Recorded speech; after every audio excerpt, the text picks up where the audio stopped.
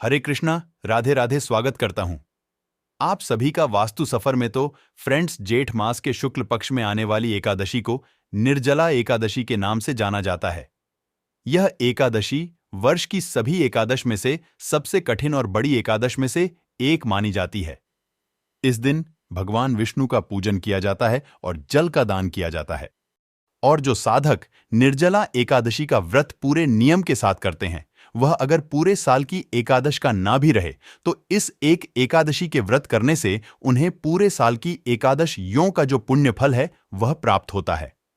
तो चलिए निर्जला एकादशी की पूजा की विधि देखते हैं। तो निर्जला एकादशी की पूजा करने के लिए सुबह स्नानादि करने के बाद आपको चौकी लगा लेनी है और चौकी पर एक पीले रंग का आप वस्त्र बिछा लें। और देखिए, इस पूजन को आप अपने घर के मंदिर में भी कर सकते हैं, या अलग से चौकी लगाना चाहे तो चौकी भी लगा सकते हैं। और ना जो मुख है उसे पूर्व या उत्तर दिशा की ओर आप रखें। और यहां थोड़े से मैंने फूल बिछा लिए हैं। और इसके बाद भगवान विष्णु की आपके पास मूर्ति फोटो जो भी है आप उसे विराजमान कर लें, या भगवान विष्णु के किसी भी स्वरूप को आप विराजमान कर सकते हैं। अगर फोटो या मूर्ति नहीं है, जैसे लड्डू गोपाल कृष्ण भगवान, और साथ ही फूलों का आसन देते हुए यहां गणपति जी की स्थापना हम कर लेंगे। और अब देखिए, हमने यहां पर थोड़े से तेल ले लिए हैं। एक पात्र में आप ले ले, जौ ले ले, गेहूं ले ले।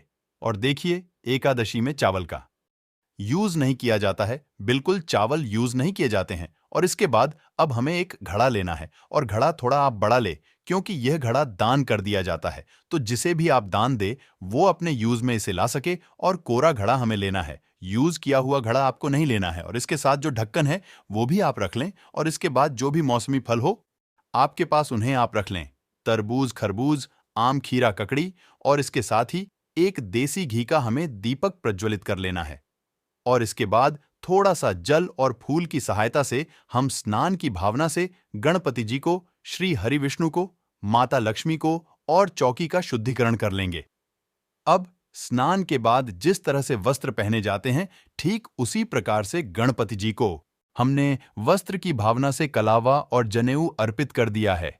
और भगवान विष्णु को यहां पर वस्त्र की भावना से कला और जनेऊ अर्पित कर देंगे हम। और जो हमने मिट्टी का घड़ा लिया है उसके कंठ पर भी आप मोली बांध लें, क्योंकि कोई भी चीज खाली नहीं छोड़ी जाती। इसके साथ ही गणपति जी को चंदन, रोली, तिल समर्पित करते हुए हम पूजन कर लेंगे।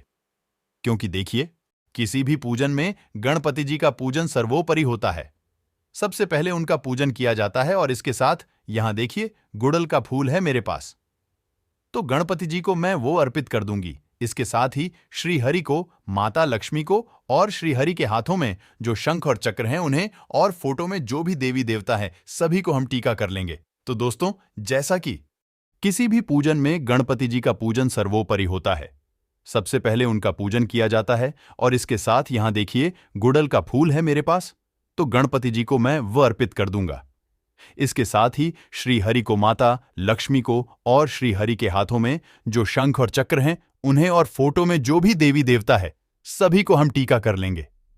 तो दोस्तों, जैसा कि ही पता चलता है, निर्जला एकादशी तो यह बहुत ही कठिन एकादशी होती है और ऐसे महीने में पड़ती है जो पूरे साल का सबसे गर्म महीना होता है, यानी जून में यह एकादशी आती है। तो यहां पर देखिए, मैंने सफेद तिल लिए हैं। अगर आप चाहे तो काले तेलों का भी प्रयोग कर सकते हैं। अब देखिए, यह जो जल से भरा कोरा घड़ा हमने रखा है, इसके ऊपर अगर आप चाहें तो स्वास्तिक भी बना सकते हैं चंदन रोली से। लेकिन मैं आपको यही सुझाव दूंगी कि यह जो घड़ा है ये हमें दान करना होता है। और चूंकि इसमें स्वास्तिक बन जाता है तो बहुत से लोग इसे दान में लेने से कतराते हैं। तो इस घड़े में आप खाली चंदन और रोली से एक छोटा सा टीका कर दें। और इसके साथ ही जो भी फूल हो आपके पास, भगवान विष्णु को, माता लक्ष्मी को, सभी को हम वो फूल अर्पित कर देंगे। और माता लक्ष्मी और भगवान विष्णु के पूजन में इत्र का बहुत अधिक महत्व है। तो यहां पर मैंने सभी को इत्र अर्पित कर दिया है। और गणपति जी को यहां अलग से हमने भोग रखा है आम का। और इसके साथ एकादशी पर देखिए, अन्न का भोग नहीं लगाया जाता है, ना ही अन्न खाया जाता है। और यह तो निर्जला एकादशी है, इसमें तो जल भी नहीं पिया जाता। तो यहां पर जो भी फलाहार हो उसे आप अर्पित करें, जल अर्पित करें। तो यहां पर मैंने आम का और चौलाई के लड्डू का भोग लगाया है। और सभी भोग में आप तुलसी दल अवश्य डाल दें। और इसके साथ ही देखिए, जब आप यह घड़दान करें तो अगर आप चाहे तो वस्त्र का दान भी कर सकते हैं। साथ में इस तरह से अंगोछा आप ले आएं या इसकी जगह पर आप सवा मीटर के कपड़े का दान भी कर सकते हैं। अब देखिए, इस घड़े में हमने जल तो भर दिया है लेकिन चीनी नहीं डाली है, क्योंकि देखिए मीठा डालने से ये घड़ा खराब हो जाएगा। तो अलग से हम चीनी रख लेंगे और जो भी आपको दक्षिणा निकालनी हो उसे भी आप रख लें। अब देखिए, चूंकि सबसे गर्म महीने में ये एकादशी आती है तो जल के दान के साथ साथ हाथ का जो पंखा होता है, जिसे बीज भी बोलते हैं, उसे भी आप दान कर सकते हैं। अब इसके साथ ही एकादशी व्रत कथा की पुस्तिका का भी हम पूजन कर लेंगे और हाथ में थोड़े से पुष्प या तिल के दाने लेकर आप एकादशी यानी निर्जला एकादशी की व्रत की कथा पढ़ लें या सुन लें। और जो भी आपने हाथ में ले रखा है उसे भगवान के समक्ष अर्पित कर दें। और इसके बाद जो दीपक हमने प्रज्वलित किया था उसी से मैं यहां पर आरती कर लूंगी। आप चाहे तो अलग से दीपक लगाकर भी आरती कर सकते हैं। ओम जय जगदी हरे स्वामी, जय जगदीश हरे। भक्त जनों के संकट, दास जनों के संकट क्षण में दूर करे। ओम जय जगदीश हरे। तो इस तरह से आरती संपन्न करने के बाद हम हाथ जोड़कर प्रभु के समक्ष क्षमा याचना कर लेंगे, इस तरह से कि प्रभु, जाने अनजाने इस व्रत पूजन को करने में अगर हमसे किसी भी प्रकार की त्रुटि या भूल हो गई है तो हमें क्षमा करें और अपना आशीर्वाद सदैव हम पर बनाए रखें। तो इस तरह से निर्जला एकादशी का पूजन किया जाता है। और निर्जला एकादशी का जो व्रत है वह दो तरह से किया जाता है। कुछ लोग तो पूरे दिन निर्जल निराहार रहकर व्रत करते हैं, मतलब पूरे दिन कुछ भी नहीं खाते हैं, यहां तक कि पानी भी नहीं पीते हैं।